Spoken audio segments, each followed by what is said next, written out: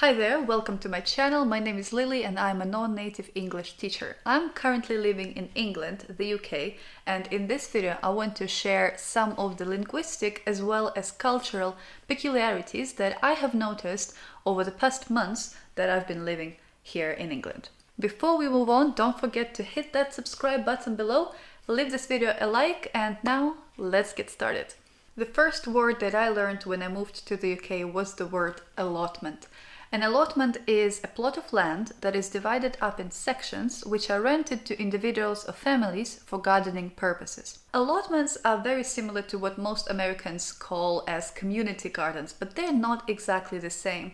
Community gardens, as the name suggests, are usually run by the communities, while here in Britain it is usually one family that is in charge of one piece of land, which is called an allotment. The second interesting thing that I learned is the names that people use to talk about their main evening meal. So when I was in the States, for example, we would call that dinner, right? We have breakfast, lunch, and dinner.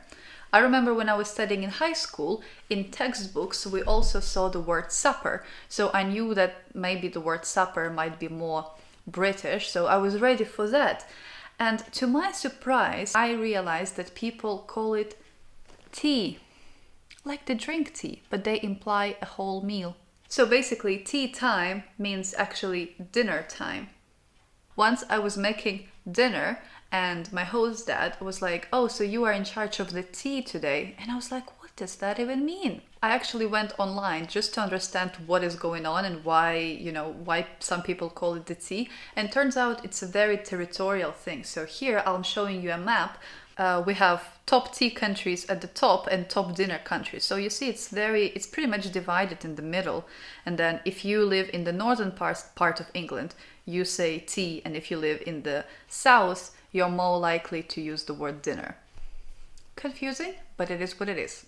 Observation number 3, which I found really fun to learn about, is the way people talk about time in English. So when I teach my students how to express time, one of the phrases that I teach them is half past, right? So when you talk about 3:30, it is 3:30. Turns out Brits actually omit the word past, and to talk about 3:30, they just say 3:30.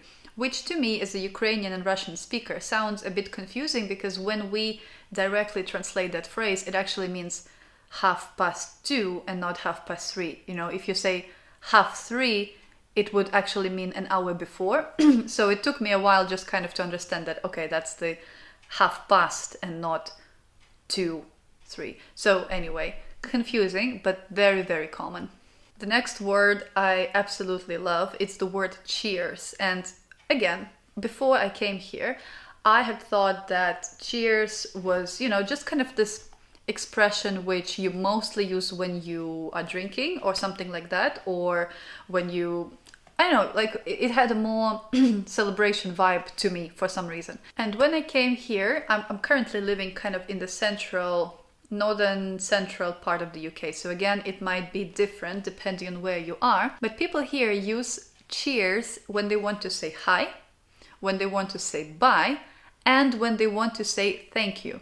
So these 3 meanings I've observed already, and I'm pretty sure this is it has even more context to be used.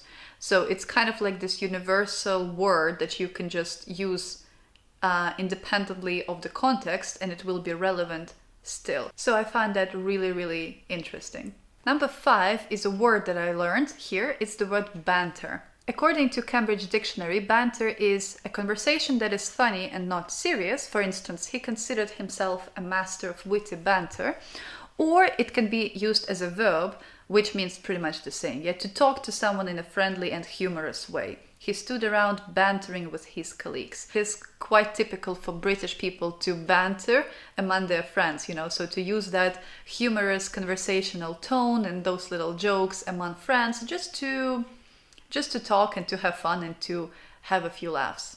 And the final thing that I find quite interesting is how much people in England use question tags.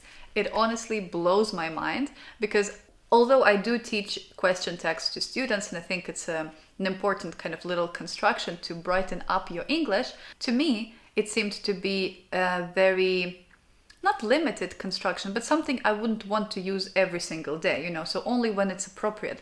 But people here use it every single day and in almost every single sentence. I kid you not. It seems to be a very important linguistic feature of the language that English people love to use.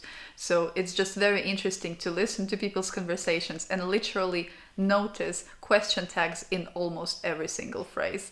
If you want me to continue sharing some experiences that I'm observing here in the UK, let me know in the comments too. Leave this video a like so that I know what is interesting and what is not interesting.